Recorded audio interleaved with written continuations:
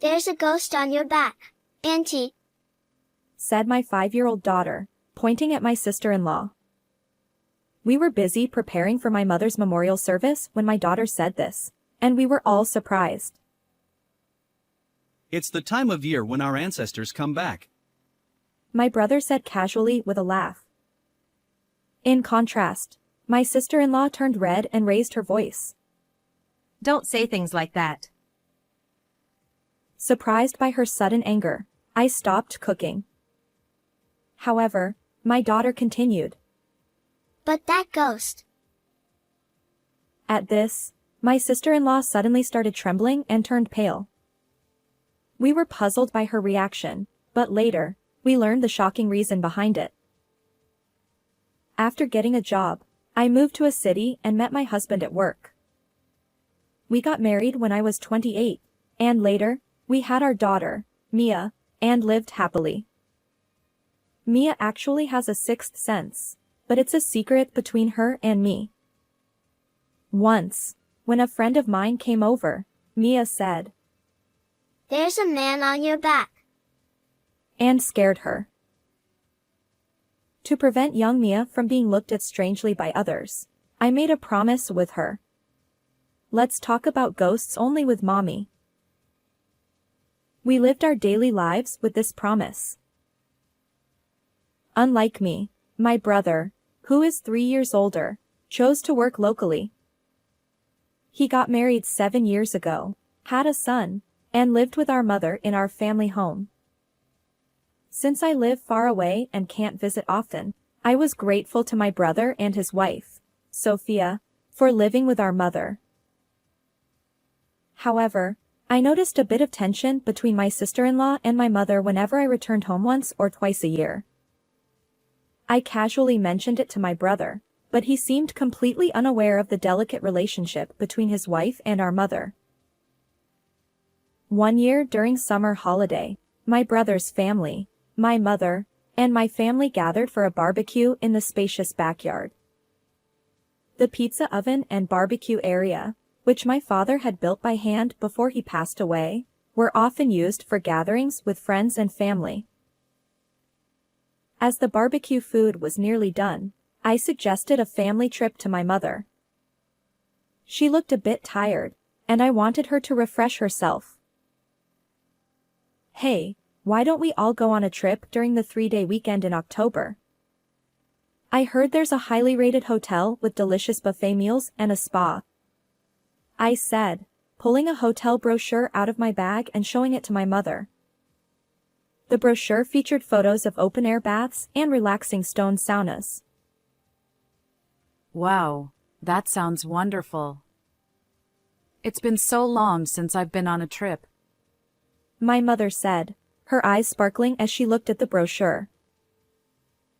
At that moment, my sister-in-law clattered the dishes she was holding onto the table. Are you planning to waste money again? She said coldly. I was surprised and looked at Sophia. My mother's expression darkened immediately. That's not my intention. It's been a long time since Mary could take a break during a long weekend, so I thought a little enjoyment would be nice. My mother began to explain hastily to my sister-in-law, but her expression remained cold. We've never had the chance to go on a trip together, and I thought it might be nice for you to join us this time. I quickly tried to support my mother.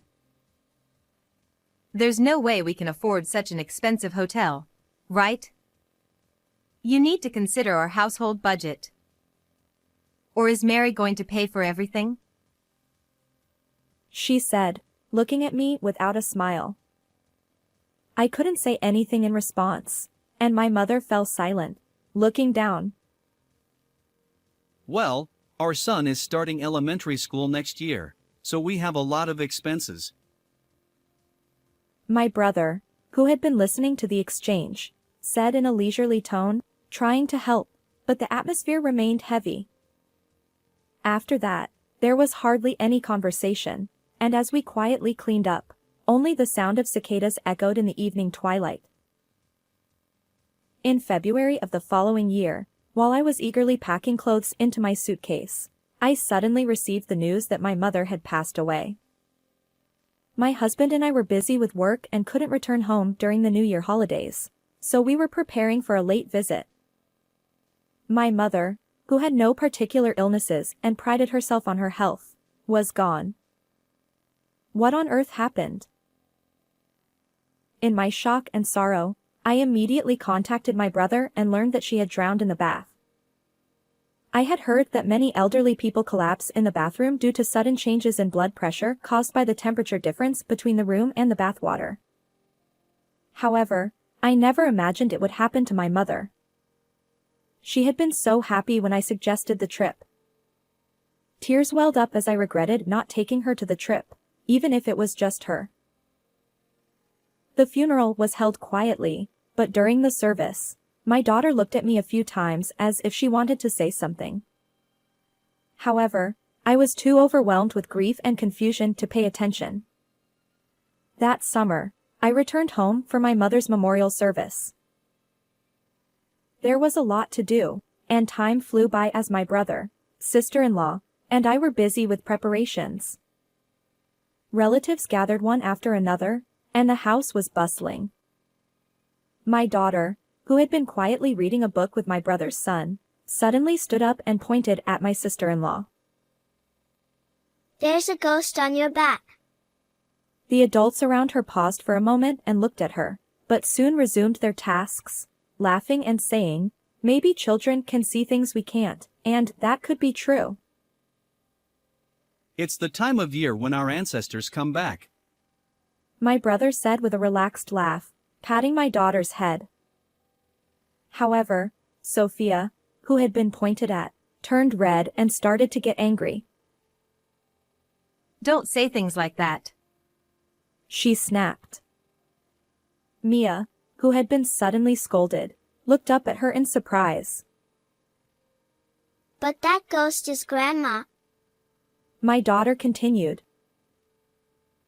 At that moment, Sophia turned pale and began to tremble. Something's wrong. My brother was puzzled by her sudden change, but knowing that Mia had a sixth sense, I started to think about the meaning of her words. Could it be that my mother's death wasn't an accident? Determined to find out the truth, I decided to investigate what had happened to my mother. However, since I was married and it wasn't my house anymore, I felt uneasy about searching through the house on my own. So, I decided to ask my brother for help. Just then, I heard from my brother that my sister-in-law was going to her parents' house for 3 days with her son. Seizing this opportunity, I quickly prepared and headed back to our family home to investigate with my brother. Upon arriving, I immediately went to my mother's room. Inside, I found a small desk with photos of my father and her 2 grandchildren, along with gardening magazines, her favorite hobby. Seeing these remnants of my mother made my heart ache.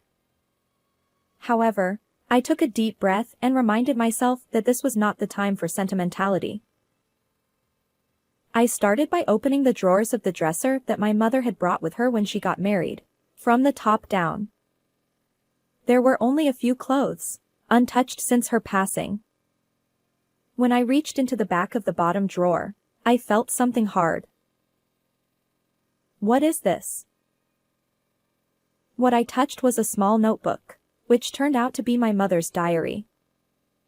As I flipped through the pages, I gasped. Mary? My brother called out, snapping me out of my shock. I turned around. This? What's wrong? Are you okay? I found this in Sophia's room. He handed me a piece of paper before I could show him the diary. The moment I saw it, I was convinced that my mother's death was not just an accident. A week later, I visited my family home with my husband and daughter. The house felt empty and lonely without my mother. That day, the children were tired from playing and started dozing off early, so my husband took them to the bedroom. Seizing the opportunity, I called out to my sister-in-law. Sophia? Could you come to the living room? I need to talk to you. She looked a bit annoyed at being interrupted from her chores but followed me. What is it? Why so formal all of a sudden? She asked, crossing her arms and staring at me. It's been 6 months since Mom passed away. Sophia, isn't it time you told us the truth? What are you talking about? She replied, her expression remaining cold. I pulled out my mother's notebook from my bag and held it out to her. This is the diary Mom kept. I'm going to read what she wrote. Sophia's eyes seemed to flicker for a moment. Recently, I can't wake up in the morning. Even though I get enough sleep, my head feels foggy, as if I'm in a mist. Sometimes, this feeling lasts all day. My mother started writing about her health changes in her diary last December. She detailed her symptoms meticulously, perhaps worried about the gradual changes in her previously uneventful daily life. It was written that she often felt dizzy and could barely walk, but my sister-in-law strongly insisted that she go shopping, so she forced herself to go out. The diary continued, after meals, I often feel extremely sleepy and can't concentrate. I even went to the hospital, but they couldn't find the cause. As I read the diary aloud, I could see my sister-in-law's face growing tense. Even when Mom couldn't bear the sleepiness and lay down on the sofa, you forced her to take a bath, didn't you? What? It's normal to take a bath every day. What's wrong with that? My sister-in-law replied, her voice tinged with irritation. And you made her do things even when she was feeling unwell? You didn't listen when she said she wanted to rest? I have a job too, and I'm busy. It's only natural to expect a little help from her since we live together, right? She showed no remorse.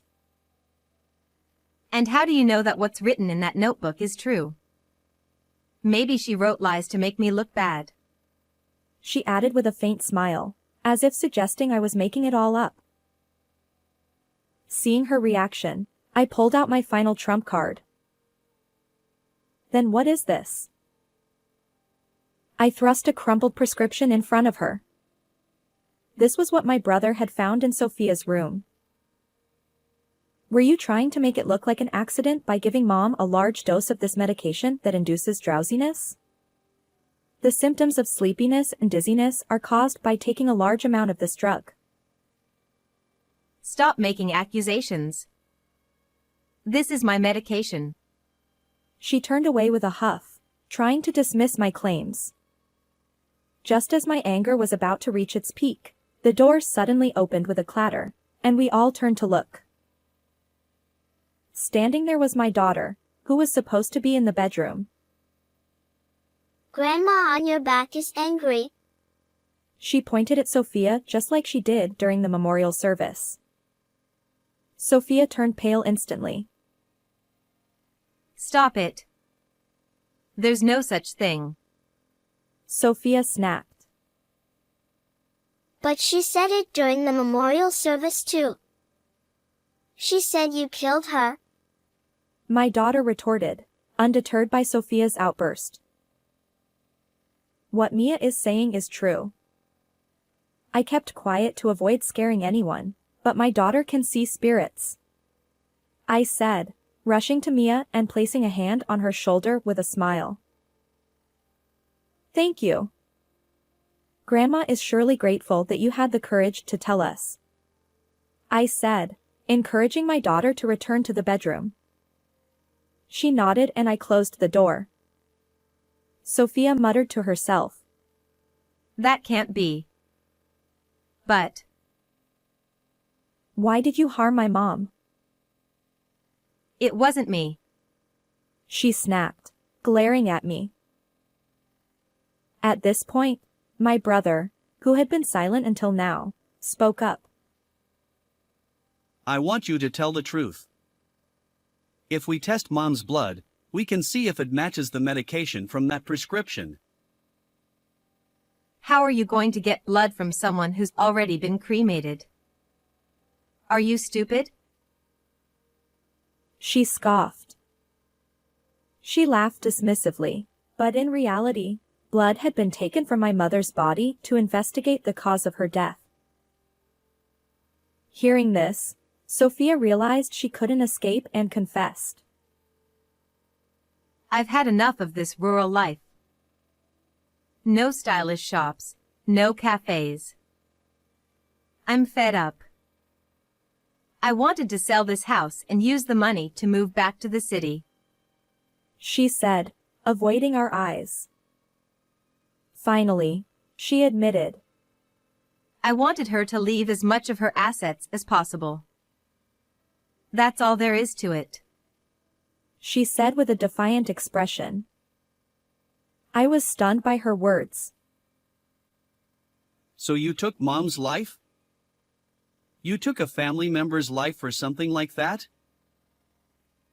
My brother asked. My brother's voice, red with anger, trembled with rage, but she remained unfazed by his words.